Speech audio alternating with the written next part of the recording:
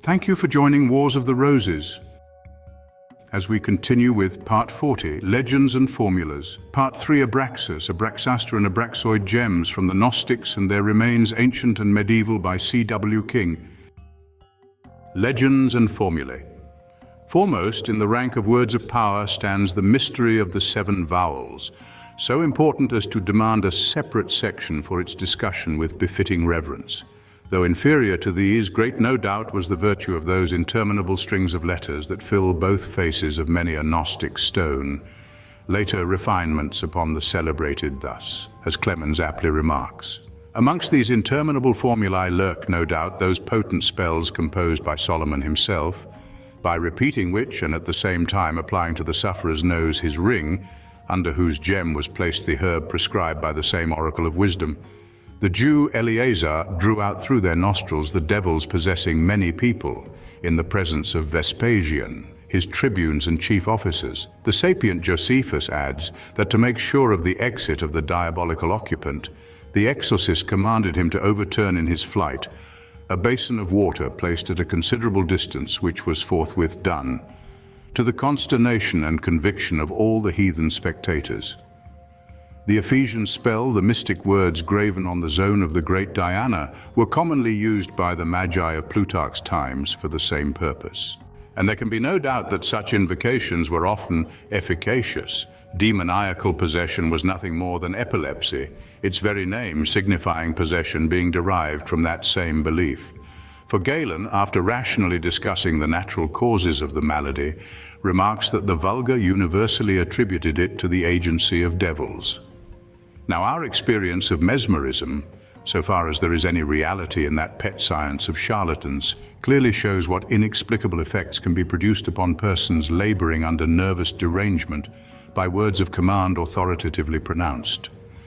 How much greater the effect of those words in old times when uttered in an unknown tongue by a person of imposing presence and over patients already filled with the belief of his power to relieve them. Hence the casting out of devils became the grand staple of their trade with all the thaumaturgists, both old and new, of the ages with which we are dealing. That the cure should be permanent was a thing perfectly immaterial. It sufficed the exorcist's purpose if the manifestation of his power should be successful for the moment, to the edification of the awestruck crowd of believers, and to the confusion of the few rationalistic doubters amongst the crowd. Such spells gave power likewise over demons ranging about unconfined in fleshly prison.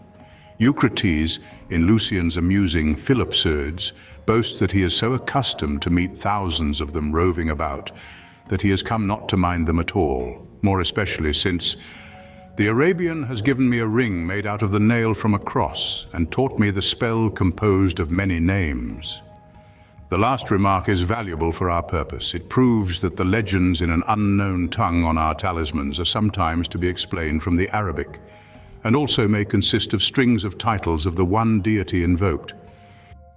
In fact, the unknown characters sometimes occurring in the field of these talismans are unmistakably Himyaritic letters belonging to that primitive alphabet of Arabia. Osiander and Levy have published gems bearing intagli, of good execution, of Persian deities, therefore long anterior to Gnostic times, and neatly engraved Himyaritic legends. This character is perfectly vertical, handsome, and well-defined in its differences. It is a modification of the Palmyrene and the parent of the modern Ethiopic. Virgil's, thus as seen here, distinctly refers to the same superstition, for Servius explains these 300 gods in the spells of Dido's Massilian sorceress as not meaning so many different deities, but only so many epithets of Hecate herself, whose very names he, for the same reason, fancifully derives from the numeral as seen here. The same idea yet survives in the religious exercise of the devout Muslim, the mental repetition and reflection upon the 99 Arabic epithets of the One Almighty.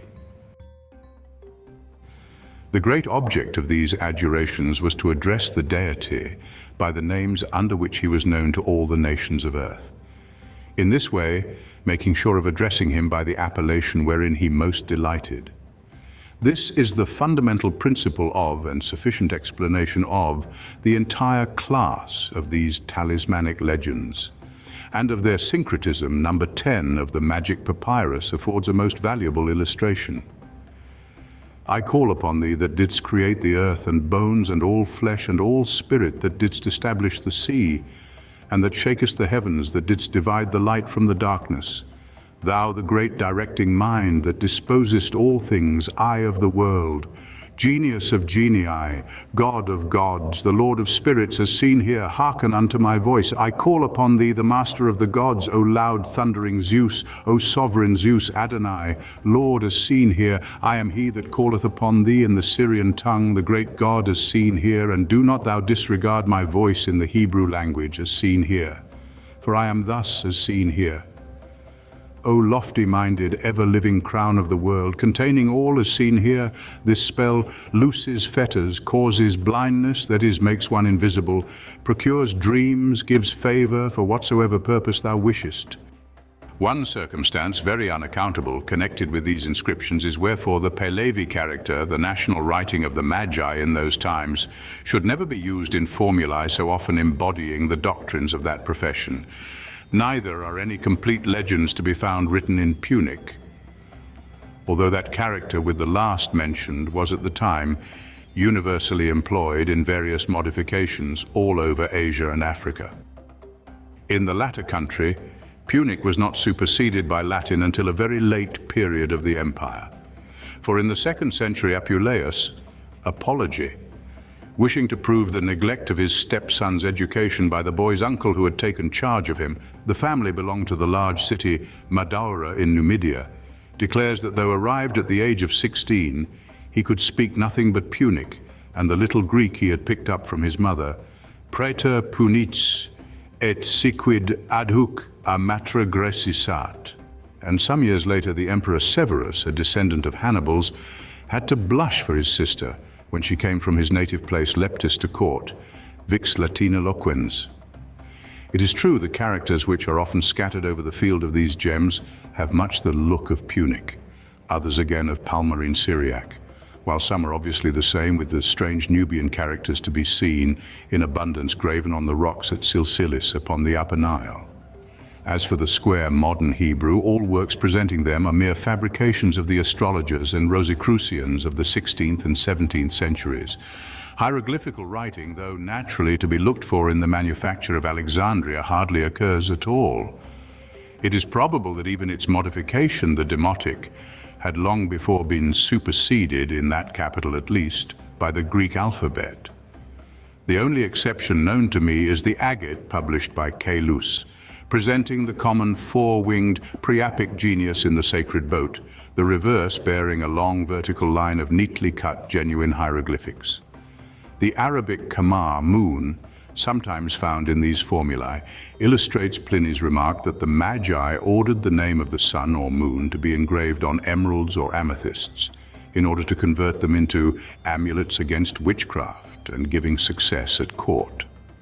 An emerald, prawn, of very bad quality, however, inscribed as seen here, may represent the very kind of amulet alluded to. But that Alexandria was the grand fabrique of talismans is equally apparent to the mineralogist from the materials, as to the archaeologist from the lettering employed in their construction. Nevertheless, it still remains unexplained why the Magi should not have written their own spells in the character, then solely current in the vast dominions of the Sasanian kings. The language of these inscriptions is never Latin, rarely Greek, frequently Syriac, but most commonly corrupt Hebrew. For this choice, the sufficient reason is given by Iamblichus in a letter to Porphyrius, where he expressly states that the gods are well pleased with prayers addressed unto them in the Egyptian or Assyrian tongues, as being ancient and cognate languages to their own, and moreover those in which prayer was first made unto them, and therefore they have stamped as sacred the entire speech of those holy nations. It is a singular coincidence that Justinus Kerner, in his extraordinary work Die Seherin von Prevorst, in reading which one continually fluctuates between the conviction of its being an impudent fiction and the uncomfortable suspicion that it may be a revelation of the profoundest truth, assigns a similar reason for the writing used by the visitant from the spirit world so greatly resembling Arabic, because that had the best claim to be considered the primitive language of mankind. This seer was a peasant girl, worn out by long sickness to that degree as to belong more to the next world than to this. Consequently, she had become sensible of the presence of spiritual visitors and acted as a medium of communication between them and those in the flesh. Kerner, a physician, took her into his own house the better to observe these singular phenomena, and kept a regular diary of her health and of her disclosures during several months until her death, with a minuteness of which only a German is capable. He writes evidently in all good faith, and amidst heaps of nonsense puts down some startling occurrences beyond the flights of forgery and confirmed by one's own experience. But as concerns the language of the other world in every country, opine ignotum pro magnifico has ever been the maxim of priestcraft, the soundness of which has been demonstrated by the experience of all time. More particularly does this apply to forms of prayer. Thus, Orpheus, then whilst the cauldron bubbles o'er the flame, address each Godhead by his mystic name. Full well the immortals all are pleased to hear their mystic names rise in the muttered prayer. Of such mystic invocations, it will be advisable to adduce examples from writers contemporary with their use, before proceeding to the consideration of actual remains of similar nature. Of the numerous specimens cited, the following are the most noteworthy. The Pistis Sophia makes the Saviour standing upon the shore of the sea, the ocean, call upon God with this prayer, saying, "Hear me, O Father, thou Father of all fatherships, infinite light as seen here." And again in this valuable description of the Gnostic sacrament. Then said Jesus, "Bring me fire and vine branches." And they brought them unto him, and he, placing upon them an offering, set 2 vessels of wine, the one on the right, the other on the left of the offering. He set before them the offering. He put also a cup of water before the vessel of wine which was on the right hand, and he set a cup of wine before the vessel of wine that was on the left. And he set loaves of bread, according to the number of his disciples, in the middle between the cups. He set likewise a cup of water behind the loaves. And Jesus, standing before the offering, made all the disciples to stand behind him, being all clothed in linen garments, having all of them in their hands the number of the name of the Father of the treasury of light. Meaning perhaps having their fingers arranged so as to express this number, for Pliny mentions a very old statue of Janus displaying the fingers in such manner as to indicate his own numeral, that of the days in the year. And he cried aloud, saying, "Hear me, O Father, Father of all fatherships, boundless light as seen here of heaven, as seen here." Again, Irenaeus copies out a formula couched in Hebrew words to inspire greater awe into the Gallic neophyte at Lugdunum, as used by certain Gnostics there in administering baptism.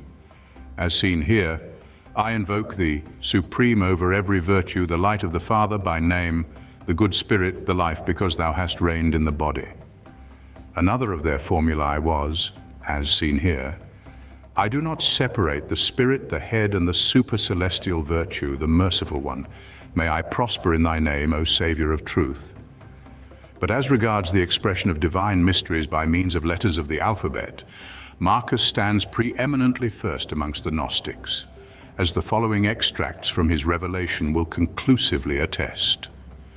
"The supreme tetrad came down unto me from that region which cannot be seen nor named, in a female form, because the world would have been unable to bear their appearing in a male figure, and revealed to me the generation of the universe, untold before either to gods or men. When first the Father, the inconceivable, beingless, sexless, began to be in labor, he desired that his ineffable should be born, and his invisible should be clothed with form." The Kabbalistic Unsof.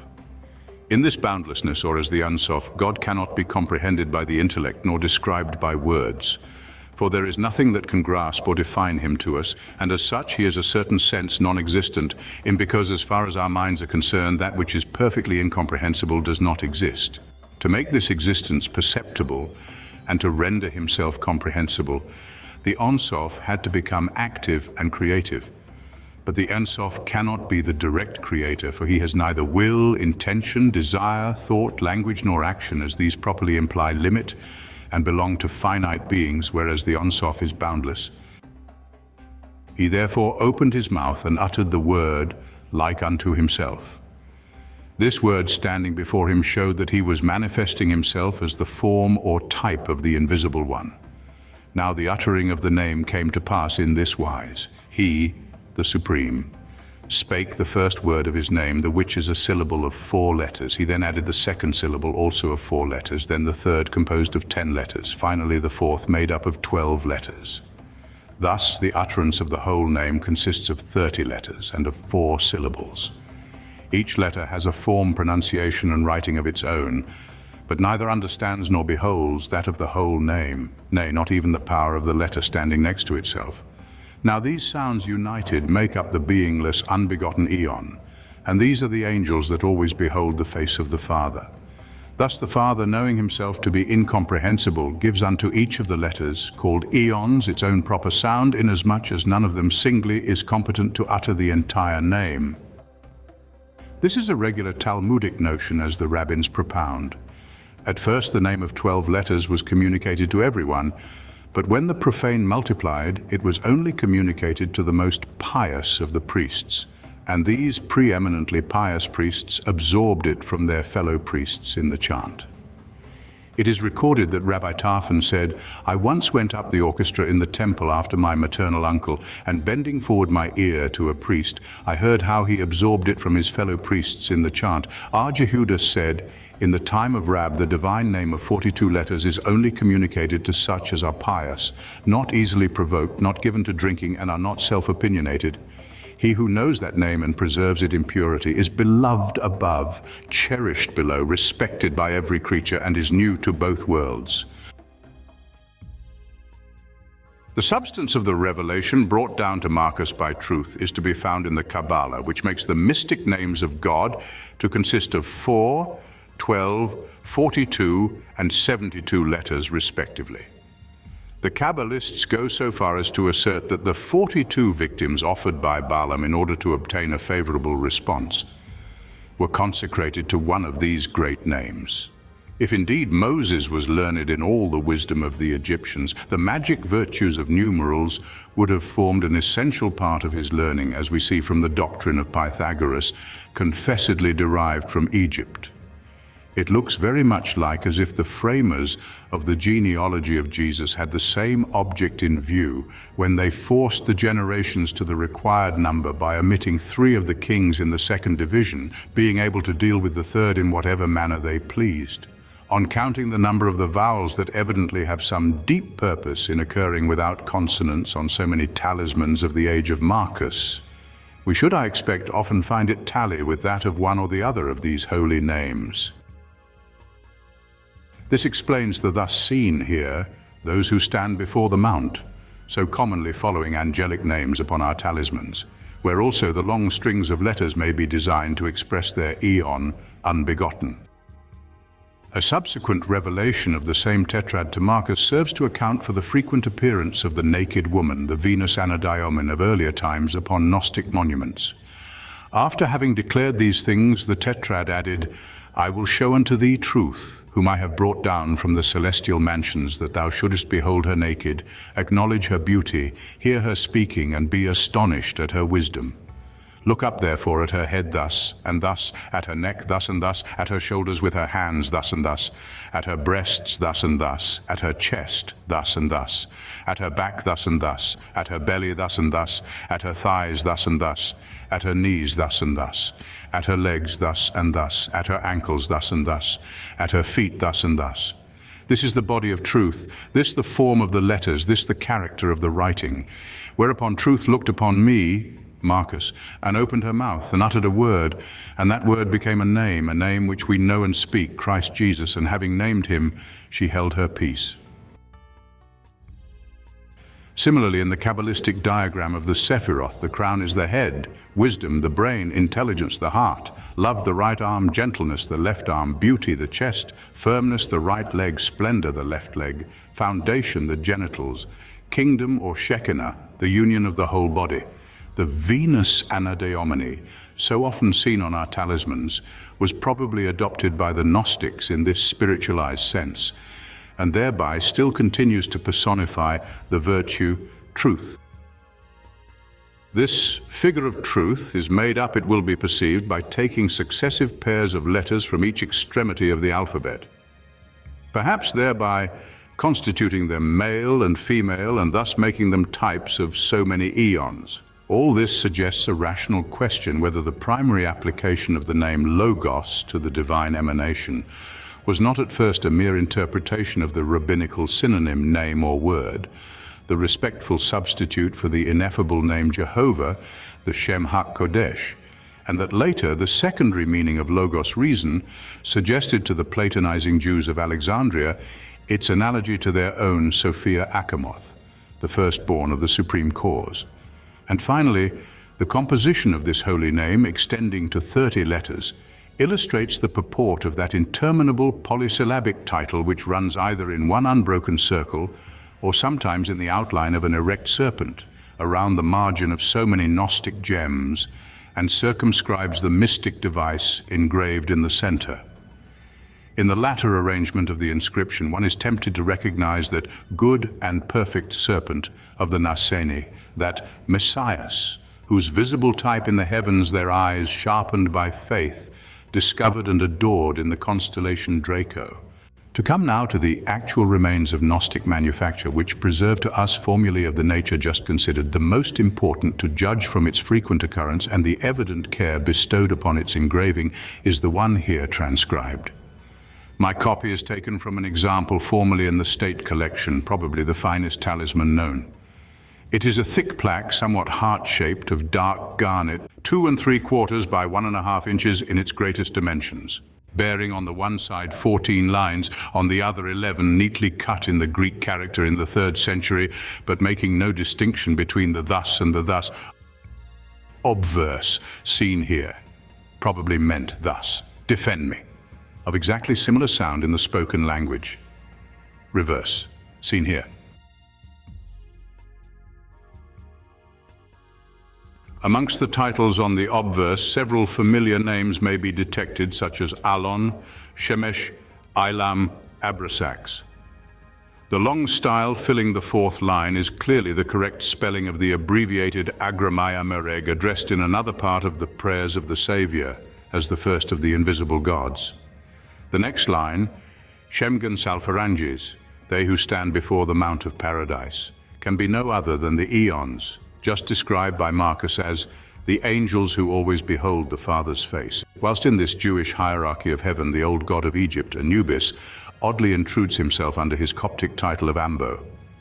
Both inscriptions agree literally with those upon the large oval chalcedony figured by Chiflet, Figure 69, except the addition in the letter of a few words enclosed within a coiled serpent placed at the top of the obverse. Out of these inscriptions, his friend Wendelin, by taking the language as good Greek, had contrived to elicit a most orthodox invocation to the Trinity, which, however, was evidently far from satisfactory to the skeptical and more sagacious canon. Amongst the Townley gems is a large sard, agreeing in all except a few letters with Chifley's specimen, convincing attestation to the supposed virtue of the formula.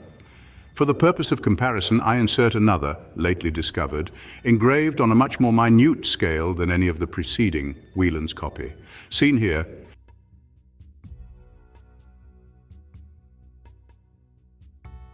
dark red agate, 1 by 7/9 inches. Sent me by Mr. Wieland, November 25th, 1881. Doubtless such immense and overcharged pieces of mystery served in their time the purpose of pocket prayer books, out of which the owner recited the due invocations at the sacred rites. To some such manual of devotion the pseudo-Orpheus possibly alludes by "Pray with the flowered petraces in thy hand when hecatombs before the altar stand." The Orientalist, desirous of exercising his ingenuity upon the deciphering of these, for the most part, unexplained monuments, will find an immense collection of them in Raspe, numbers 433 to 633. Copied with scrupulous accuracy. The reason he there gives for the attention he has paid to a class previously so neglected is a very sound one. All these sects have evidently borrowed their symbols and probably also their respective explanations from the iconology and mysteries of the Egyptians and other nations of the East. If, as regards the meaning of hieroglyphics and symbols, they had no better information, the Gnostics of Egypt and Syria had at least national tradition to depend upon. a point assuredly of some weight.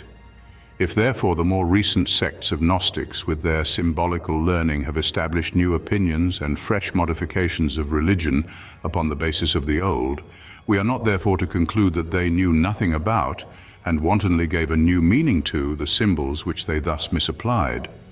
This is the only rational point of view in which these amulets and engravings ought to be studied.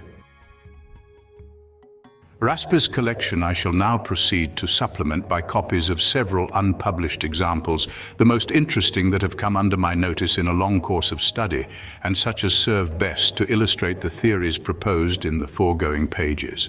And to show the curious and puzzling nature of the whole class, they often present the critical examiner with signs and signae. Now suppose the exclusive property of national religions, the most diverse from one another, as they were remote from the recognized metropolis of Gnosticism. Intermingled with the regular Greek characters appear strange signs, analogous in form, often identical with the caste marks of the Hindus, and which in their turn became the parents of those used by the medieval alchemists and Rosicrucians, and during the same ages of the true professors of Masonry. The consideration of these sigla, of which I have collected a large series belonging to all ages and countries, has proved sufficiently fruitful to supply materials for a separate and important subdivision of this treatise.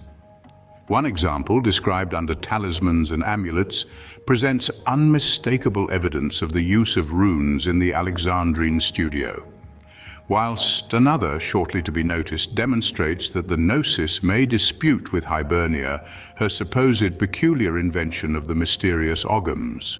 A tablet of aquamarine communicated to me by the Reverend Greville Chester bears the inscriptions in well-formed characters, obverse seen here, reverse seen here, extremity seen here, a string of titles ending with Lord of Hosts, defend me. Sapphire in chalcedony, the size of a pigeon's egg, Foreman collection. The concluding word, do thou protect, clearly evinces that this elegantly engraved invocation was addressed to someone deity, rejoicing in many titles and styled propitious by its opening thus. A very thick stone of sapphire in chalcedony. This is purely Jewish, perhaps the wear of some magna sacerdos arboris sold to the Roman ladies, for it puts the buyer under the protection of the archangels, Michael, Gabriel, Raphael, who stand before the Mount of Paradise of Jehovah. A remarkable exemplification of the mixture of two opposing creeds is found in the thus seen here light of lights, accompanying the figure of a globose vase with bands hanging from the neck. This is evidently the small golden vessel shaped like a cow's udder, containing the libations of milk mentioned by Apuleius as carried in the Isiac procession by the same official who bore aloft the hand of justice. The gridiron-like object often laid upon it is the regular Egyptian door key, made of wood. In one example figured by Matter, the key is shown of the regular Roman form in the same position, which places the meaning of the more usual figure entirely out of doubt. This shows the reason for thus seen here the key bearer being a priestly title. Other types, purely Egyptian, offer some curious improvements upon the old qualia demens Egyptus portenta colat. For example, one, Proun, exhibits Anubis, but now equipped with 2 heads and 4 hands holding torches and daggers, styled on the reverse, thus seen here. In another, Nelthrop, the cat-headed goddess, Tafnith stands lotus-crowned and is addressed as thus seen here. Chaldee, the star.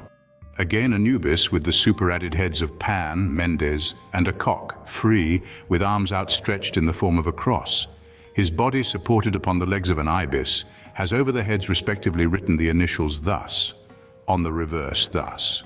But the most curious composition of this nature known to me is presented by a large elliptical mottled jasper, measuring 1 plus 1 3/4 inch, very boldly cut and better drawn than usual, apparently a solar talisman, Mr. Topham, Rome. The obverse shows a gryllus in the outline of a cock having the head of Pan, scorpions for tail feathers, and the whip of Saul stuck in his rump to complete that appendage, standing upon a serpent. Overhead are the sun star and crescent. On his back rests a tailed globe, a comet, in front thus, in the field below the astral sigli. On the reverse thus, 73, over the agathidemon serpent uncoiled and crawling, a star, and thus.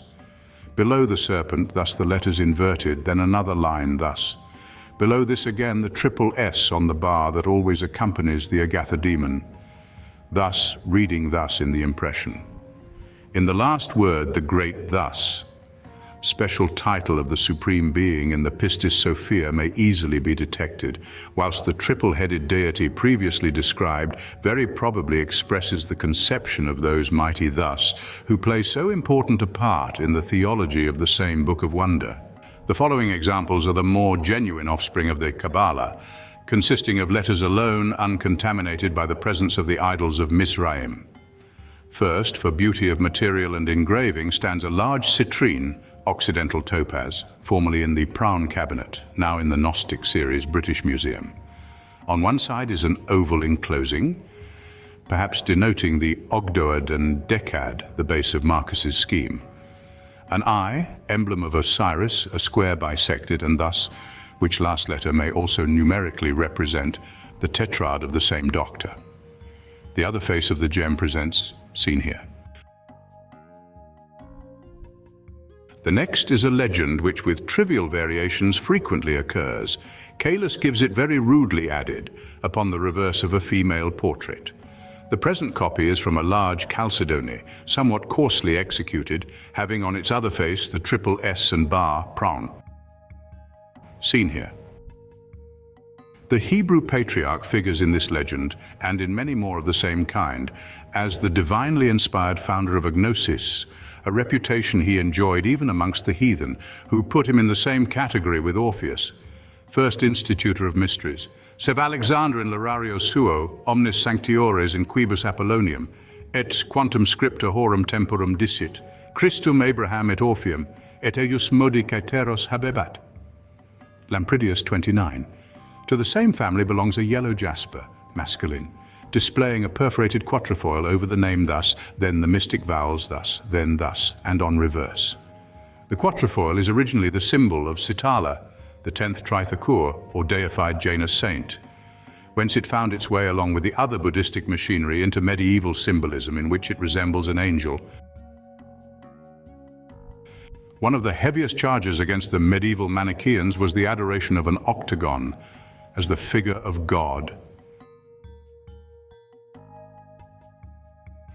Very remarkable on account of its adjuncts is a green jasper, proun, bearing a long, neatly cut legend, the central portion of which is circumscribed by two lines cut by short strokes at different angles, exactly after the fashion of the Irish oghams. In the latter, as is well known, all the letters of the Roman alphabet are represented by the different positions of very short lines in relation to one continuous line in the middle. And it is impossible to imagine any other purpose subserved by the similar contrivance on our talisman. The ogham is supposed to be an invention of the first missionaries to Ireland. It was used as late as the Civil War by Lord Glamorgan in his correspondence with Charles I. It is, however, very possible that the monks carried this simple stenography from Rome to their Celtic mission. Seen here.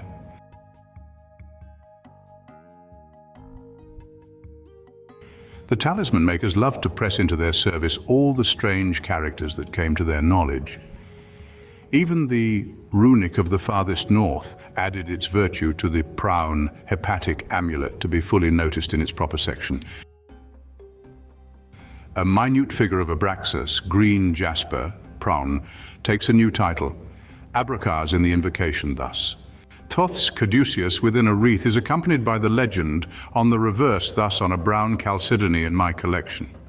Of all agathidemon talismans, no more elegant specimen has come to my knowledge than a large emerald-like plasma, bosanque, displaying the serpent, the good and perfect one, erect above his invariable concomitant sigla, and whom the reverse propitiates by the beautifully cut address thus. True green jade, very convex on back, Reverend S.S. Lewis. In the field, each side of serpent. With me, in pure Chaldee, reverse in two lines round the usual symbol. seen here, all cut with unusual precision and neatness of work. The legend has many words in common with Mr. Bosanquet's plasma. Jerome's Pater Bromius of the Mithraic cave has probably some share in the title Sabaoth, so often coupled with Adonai, for Bacchus rejoiced in the epithet Sabazius, derived from the shout Sabaoi raised by the celebrants of his orgies, a word identical with the Hebrew Sabi, glory. Certain sectaries of our own day who bellow out the same word at their revivals are little aware what an ancient and congenial authority they have for their vociferation. Adonai, our Lord, is converted by the Greek into Adonaios, a synonym for Pluto, and Orpheus, as already quoted, points out the identity of Bacchus, Pluto, and Sul. This is the foundation for the ancient exposition of the Syrian rite, the mourning for Adonis, the women weeping for Tammuz, as really applying to the sun's loss of power at the winter quarter. Adonaios or Adonius, becoming interpreted according to Greek etymology, was supposed to signify him that walketh unseen, whence spring the helmet of Adonaios, that rendered the wearer invisible, and Catullus' application of the title to the intrigue-loving Caesar, perambulabit omnium cubilia ut albulas Columbus aut Adonaios. The same Adonis had the name Sal Anbo, which often occurs in Gnostic legends, as appears from the statement in Lampridius that Heliogabalus exhibited Salambo with all the lamentation and tossing of head proper to the Syrian ceremony, whereby he gave the omen of his own impending fate. The Delphic thus has already been noticed, but its importance demands further particulars of its history, which have been preserved by Plutarch in his curious treatise upon the subject. The Greeks, with their usual fondness for explaining all mysteries rationistically, considered the letter as the simple numeral 5, set up in the temple to denote the original and proper number of the far-famed wise men, but which in later times had been raised to 7 by the addition of 2 more who had small claims to the honor. The legend went that these 5 wise men, to commemorate the accidental meeting of them all in Delphi at the same festival, had dedicated the numeral carved in wood which, decaying through age, the Corinthians replaced by a facsimile in bronze, which last was finally transmuted by Livia Augusta into another of gold, as more consistent with the dignity of the god of the place, whose son her husband claimed to be, and whose received image he represented in his features. Others, more profoundly, interpreted the letter as representing by its proper sound in the Greek alphabet the declaration, "Thou art," as addressed to the Godhead, thus making it equivalent to the title, "the living God," so frequently given to Jehovah. But it is much more consistent with the simplicity of antique times to understand the figure as merely standing for the number 5. A number sacred for itself, not for its reference to the fabled sages of a later period. The idea of its virtue may have come from an Indian source, where it is the cause of the 5-headed shape assigned to Brahma. From India it would find its way to Delphi in company with the Gorgon heads, themselves masks of Bhavana the destroyer, which guarded the actual oracle, a singular connection noticed by Euripides in his Ion. But it should be remembered that the Hyperboreans, reputed founders of the oracle, were placed between the Caspian and the frontiers of India. The omphalos itself, shaded with garlands and encompassed with gorgons, was no other than the Brahminical lingam, as its figure demonstrates, whether as repictured in the early vase paintings when embraced by Orestes, seeking sanctuary there from the pursuing Eumenides, or with Apollo seated thereon, stamped on the money of the Seleucidae, direct descendants of the god. In form reduced to an obtuse cone, the emblem had nothing obscene in appearance, its hidden meaning being a matter of revelation to the initiated few. The same conically shaped stone was the solo representative of Venus in her most ancient temples, Paphos, for example.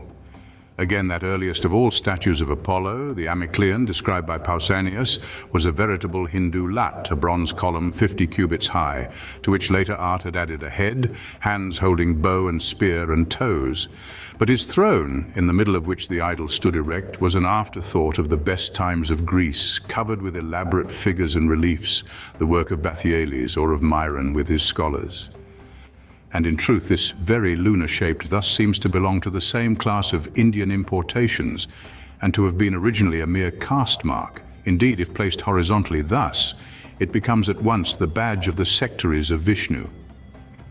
What strongly confirms this explanation is the fact that this symbol had been consecrated at Delphi many centuries before that shape of the letter came into the Greek alphabet, a change only dating from the age of Antony and Cleopatra, upon whose models, struck in Asia Minor, the lunar-shaped thus is first observable. In the earliest dawn of Grecian philosophy, we find Pythagoras building his whole system upon the mystic properties of numbers, and declared by tradition to have been taught the science in Egypt. Nay more, Plato himself has penned in his Republic a certain section in the same line, worthy of any Alexandrian Kabbalist, who is constantly affirmed to have visited India, Apuleius stating of him, sed nec his artibus animi expletum mox Chaldeas, inde Brahmanas, eorum ergo Brahmanum gymnosophistus adiisse. Florida. In our own day, with the Sikhs to hold a punch, or council of five, was the formal mode of deliberating upon all matters of state. And inasmuch as the most serious things have a ludicrous side, this sacred numeral only preserves its reputation amongst ourselves from haying, given the name to the well-known beverage by reason of the 5 ingredients that go to its concoction, perhaps too, because its brewing was the inevitable result of the coming together of the same number of Englishmen in the times when our language was enriched by so many loans from the Hindustani. For example, caste and damn. The latter is the probable source of the common English expression that emphasizes the small value of a thing, which ignorance softens into curse. Similarly used is rap, the smallest of the Swiss money. A remarkable feature in the Theogony of Valentinus is curiously illustrated by a proun chalcedony, elegantly engraved and mounted in a gold frame by some later Oriental owner who justly deemed the gem a talisman of uncommon power. The Father at last sent forth a mighty aeon called the Cross, and who contained within himself all the other 30 aeons. The same was likewise denominated terminus, inasmuch as he served for boundary between the fullness, pleroma, and the deficiency, hysteroma. Our gem presents the Egyptian Tau as a deus terminus, topped with a human head and surrounded by a continuous legend composed of vowels interspersed with rare consonants, probably expressing the 30 eons contained within the sigil's self. On the base of the terminus is the legend thus, often occurring on talismans. The same words are found at the foot of a cruciform trophy, above which is the Christian. Upon a stone in the French cabinet, number 2222, also followed by thus upon the back of a gem, silex, published in the Göttingische Anzeiger, numbers 35a-b, which clearly emanates from Mithraic notions, for it represents the usual lion-headed, serpent-girt man, a torch in one hand, in the other a sword, serpent, and crown of victory, soaring aloft from the back of a lion under which lies a prostrate corpse.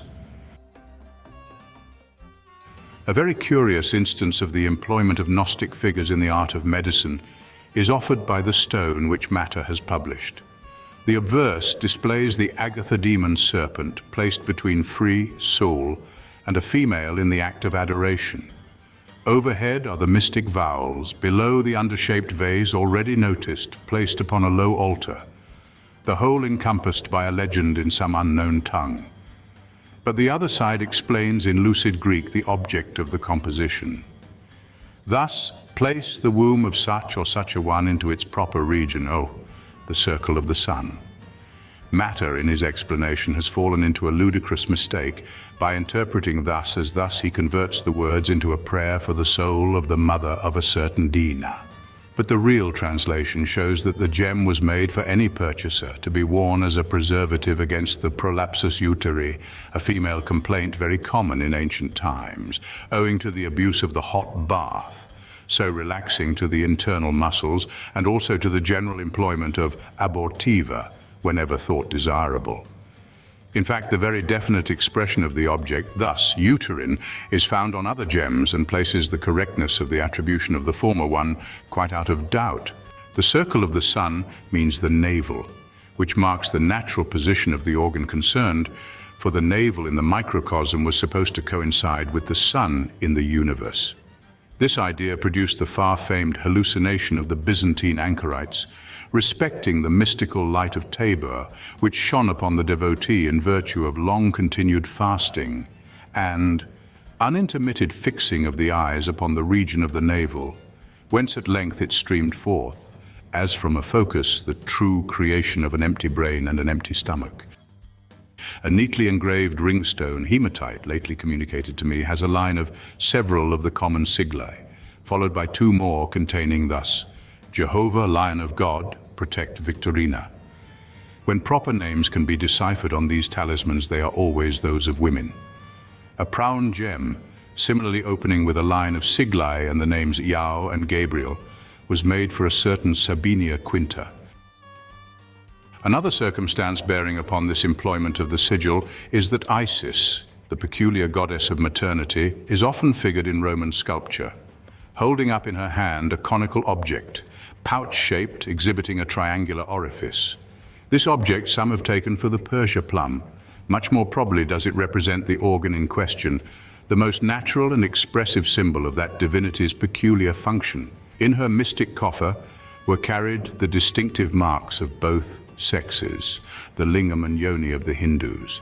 Their Isis, Parvati, who in this character takes the name of Diva, the goddess, preeminently, bears in her hand for distinctive badge the yoni, or bhaga, often a precious stone carved into that shape. Similarly, her consort, Siva, carries the lingam, or phallus. For example, the Nizam's diamond, the largest stone of its kind known certainly to exist, exhibits evident traces of the native lapidary's clumsy endeavors to reduce the native crystal to the proper shape for the hand of the great goddess.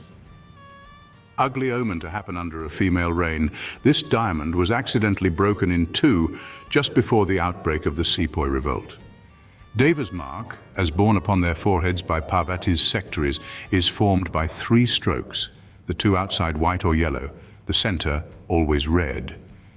It is interpreted as representing the womb, Methra of Bhavani, another of Parvati's names, out of which proceeded all that exists. The close relationship between the Egyptian and Hindu goddesses cannot fail to strike the observer.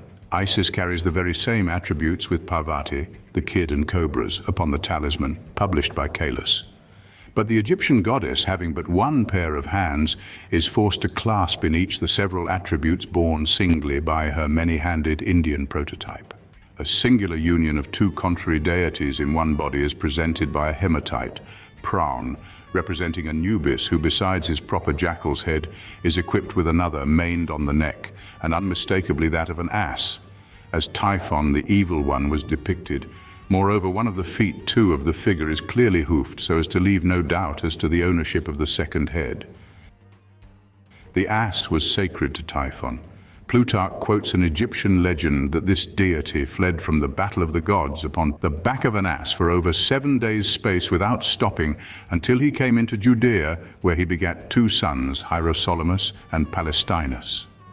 Sir G. Wilkinson has met, although but rarely, with the figure of an ass-headed deity or demon in Egyptian sculptures. The same discordance of characters is still further set forth by what he bears in his hands, the two of Anubis holding up torches, the two of the malignant Typhon swords. This odd combination probably expressed the same idea as did the Anubis seen by Apuleius, who exhibited at one time a face black as the night, at another golden as the day, in order to express his functions exercised both in heaven and in hell. The reverse bears an inscription containing the Coptic name of the god, thus. Figure 13, bust of Apollo in the Greek style, interpolated by a later hand with a talismanic legend that would have defied all interpretation but for the existence of another of the same nature, yet rather more explicit. This is a portrait of Pescennius Niger, Paris, inscribed with an invocation to the holy king Apollo to preserve the health of that emperor, expressed like the present one, chiefly by the initial letters. Uri, therefore, must be read thus. And in the same way calls upon the god of health to show this favor to Pescennius's rival, Severus. Sardin, New York, page 302. Thank you for watching. And please don't forget to share, like, subscribe, and comment. And if you can, please consider donating to Wars of the Roses. Links to PayPal and Patreon are in the description. Thank you so very much.